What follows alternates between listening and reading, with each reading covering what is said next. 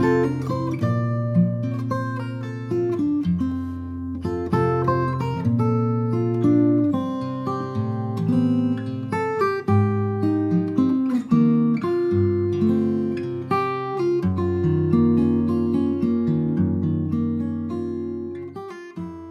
what a great experience to have you here on Maui at O Kalani in Schaefer International Gallery. Thank you so much for bringing this exhibition to Maui. Yes, and aren't we lucky that we are able to collaborate with our two institutions? And do you remember how that happened?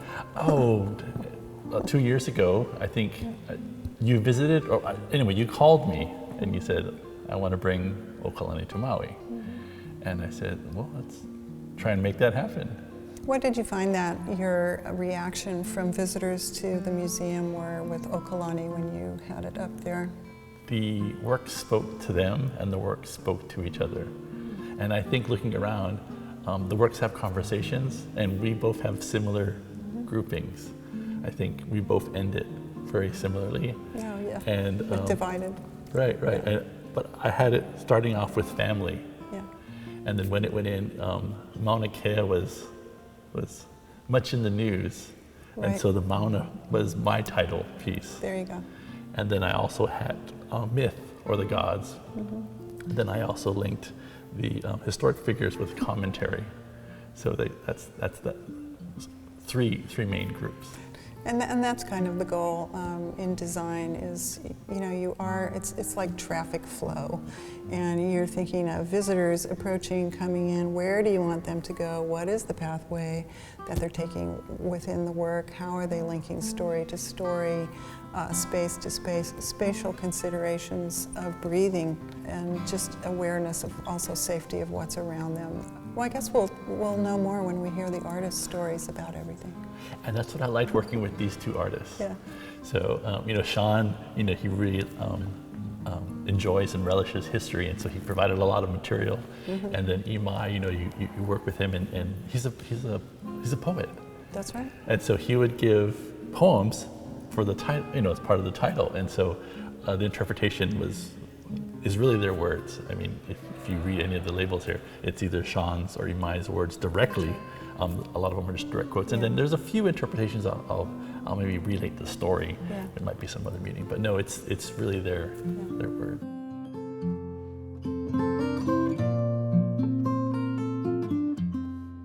I think for this exhibit, it expands maybe like 10 years worth of work from maybe the mid 2000s to the mid 2015 or 16. And within that period of time, I came to a couple of realizations. One was I wanted to do historical figures. So there's 3 of them that are here that have great importance for me and my understanding of the Hawaiian culture. There's a second theme or realm where I'm dealing with figurative works that touch on specific Hawaiian myths or Hawaiian legends, mo'olelo, if you will. And those are very specific to a legend itself. And then I would say the third realm is taking a simple form, whether it's a fishhook or an adze or a shark, and representing it through my eyes. I need to use a figure because the figure itself tells a very important part of the story. But if I'm moving away from a specific legend or myth, then the figure itself, it doesn't become important. It's more a representation of what I think in my mind is an ideal of, say, a volcano or a fishhook, a shark. Isamu Noguchi was, he opened the door for me getting the Fulbright. And then in addition to that, once I was able to go to Japan to study, just having that intercourse with him and having him mentor me on what I should see in my research, which is to study the ancient use of stone in their rock gardens, as well as studying contemporary artists. So it was very fruitful to have that relationship with him while he was still alive. I personally probably wouldn't have become an artist if I knew what I was going to have to go through. But having said that, I think you could make a strong point that it doesn't matter really what you do, but if you have something that you can grasp onto, that you have a passion for, wherever that comes from, then that's the gift that is given to you by God. You grab onto it and you run with it as fast as you can while you're still young enough to not realize what you're doing.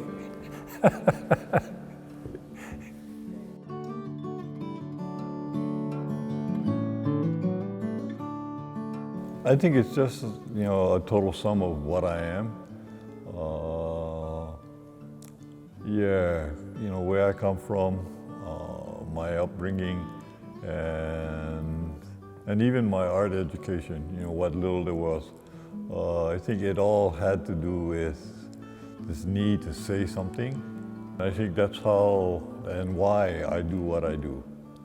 It's because to keep a conversation going about the condition of my people. I would start off with a title, and next thing I knew, I'd end up with a paragraph, and I'd go, oh, wow. So that's kind of how the poetry for the paintings are. My poetry for other things is mainly just the same reasons why I paint. I have something to say, and I've been able to say it with poetry also. But for the most part, I really prefer to just start.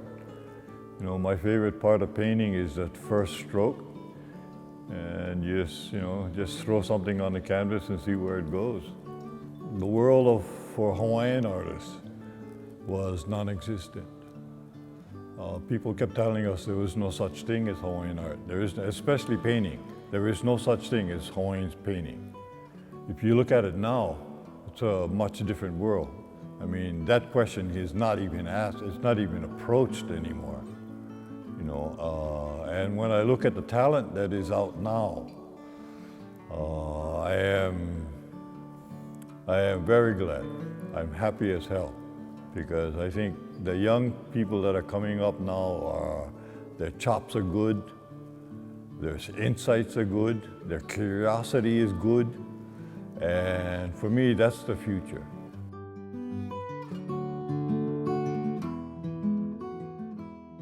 Tory, thank you so much. This has been really fun talking to you, and I want to just express anytime we can do this, it's a win-win for both of our institutions. Looking forward to more projects. Well, thank you very much. This really is a pleasure to do, and I do look forward to more collaborations in the future. Great.